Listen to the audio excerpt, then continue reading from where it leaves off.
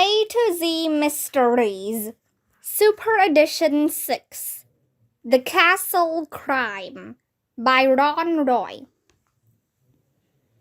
Chapter 1. Watch the traffic, Dink's father warned Dink, Josh, and Ruth Rose. Don't forget, they drive on the left here in England. They all stood across the road from the Madame Tussauds Wax Museum in London, England. The building was long, grey, and wet. Dink's father was in London for a conference and had invited the three kids along. It was their first trip to Europe. So far, they'd visited the Big Ben clock, Buckingham Palace, and the Tower of London. Last night, the four had gone on a Jack the Ripper walking tour. A guide showed them the streets and alleys where a murderer killed several women in 1888. The murderer was never caught. Yesterday, they had ridden on a huge Ferris wheel called the London Eye. From the top, almost 450 feet off the ground, the kids could see most of London. When a helicopter zoomed past them, the pilot and Josh waved at each other. "Let's cross," Mr. Duncan said, stepping over the puddle. It was raining lightly. Cars and buses swished past them, splashing water onto the sidewalks. "Ian, our tour guide, will meet us at entrance number 1, Dink's father said. He and the kids stood in front of the museum. A sign on the building said Madame Tussauds. They saw an orange door with a big numeral 1 over it. "Let me get a picture," Ruth Rose said. She pulled a small purple camera from her purple backpack. Her jeans, jacket, boots, and headband were also purple. Ruth Rose's outfits always matched. They were a different color each day. "Cool," Josh said. He ran his fingers through his damp red hair. "Smile," Ruth Rose said, aiming her camera. Standing in front of Mr. Duncan, Dink and Josh slung their arms around each other's shoulders.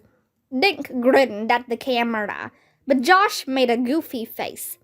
"How do I look?" Josh asked, crossing his eyes.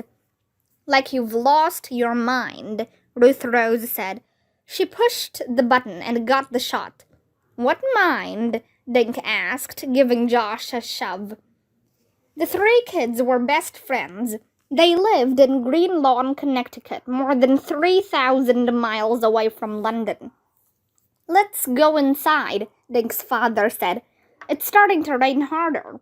They walked toward the door. "So who's Madame Tussaud?" Josh asked.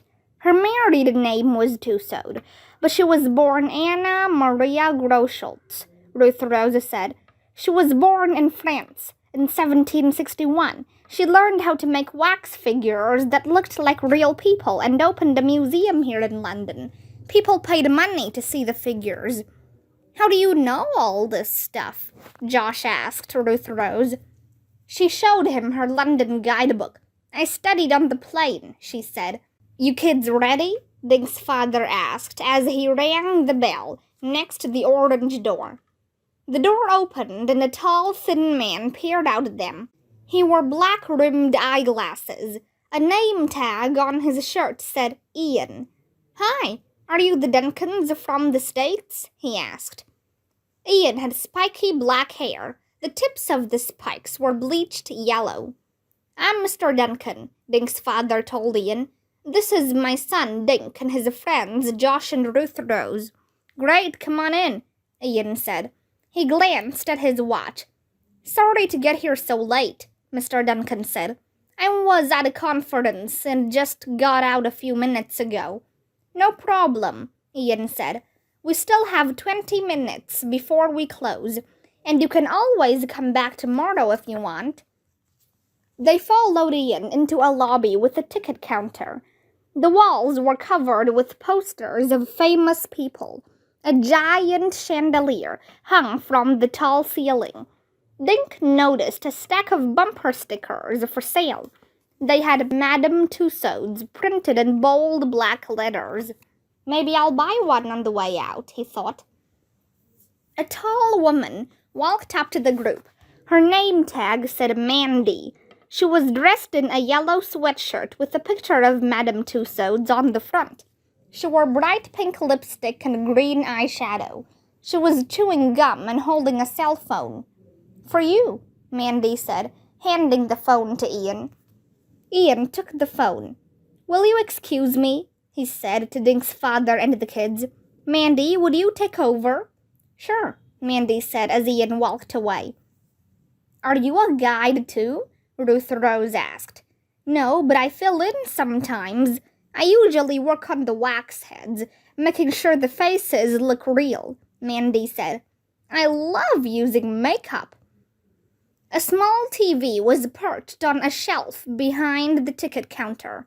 The news was on, and a man with wavy hair was talking with a British accent. He doesn't sound like you, Josh said to Mandy. Are you from here? Mandy shook her head. No, I'm from California. Cool, Dink said. Have you ever seen any movie stars? Plenty, Mandy said. I worked in special effects at one of the movie studios. We turned actors into monsters with wigs, makeup, masks, fake claws, and lots of fake blood. That is awesome, Josh said. So, have you kids ever been to a Madame Tussauds wax museum before? Mandy asked. Mr. Duncan and the kids shook their heads. Is there more than one? Dink asked. Yes, Mandy said. There are 16 now. You have 4 in the United States, in New York, Las Vegas, Washington, D.C., and Los Angeles. There are other branches all over the world. Josh was staring at the TV set. Guys, did you hear that? He asked. He just said the Queen of England got robbed. Mandy walked over and turned down the sound. It happened yesterday on her birthday, she said. The Queen of England was born on April 21st? Ruth Rose asked. Mandy nodded. In 1926, I think. So what happened? Dink asked. The Queen was driving to Windsor Castle yesterday for her birthday party, Mandy said. She brought some of her favorite jewels with her. When she stopped the car, one of the robbers reached through the window and grabbed her jewel case. Why did she stop? Ruth Rose asked. The robbers were disguised as her grandsons, Prince William and Prince Harry, Mandy explained. They were wearing lifelike rubber masks. William and Harry were both in the military, so the robbers wore uniforms like theirs.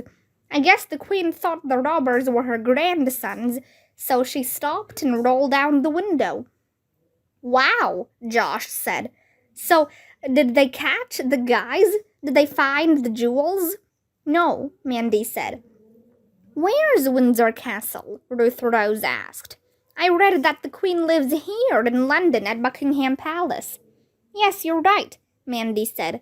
But Windsor Castle is only a short drive away, and the Queen likes to go there some weekends. Her husband and Prince Charles were there, planning her party. The 2 grandsons secretly showed up to surprise her. Wait, I'm confused, Dink said.